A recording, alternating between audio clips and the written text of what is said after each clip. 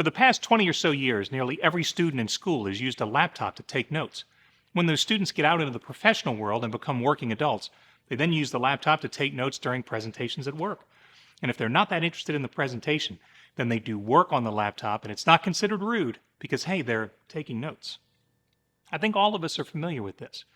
Our culture has shifted, and it's no longer viewed as inconsiderate to stare at your phone or laptop when you're sitting in the audience of a presentation. This is an issue of concern to anyone who's presenting information.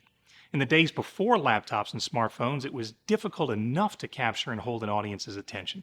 But the advent of these technological marvels has made the presenter's job even more difficult. So, what do you do when you're all set to give a presentation and you notice that most of the audience is staring at their phones and laptops?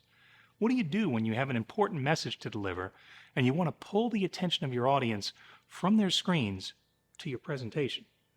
Obviously, the first step in getting attention is to carefully craft your presentation, practice it extensively, and make sure your visual aids are compelling, as I've suggested in numerous earlier videos. Never forget, just because you're in front of the room doesn't mean that you deserve the audience's attention. You need to earn it by entertaining them and teaching them something new. So, assuming you've done all the things necessary to have a compelling presentation, here's a few ideas for politely asking the room for their attention if you notice that before you begin, they're face down in technology. First, you can make a polite request at the beginning to ask folks to close their laptops. You can tell them that you think you'll do a better job if you have their undivided attention.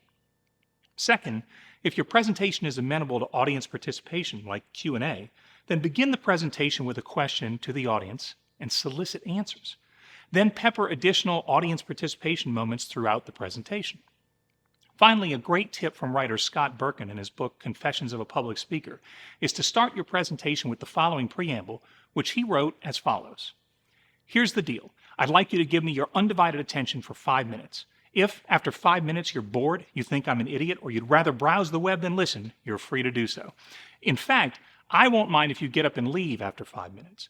But for the first 300 seconds, please give me your undivided attention. Now remember, if you try this request, then you're making a contract with the audience. If they do their part and listen, you need to reward them for doing so by giving a well-rehearsed, energetic presentation. Good luck on your next presentation, and until next week, stay happy, my friends.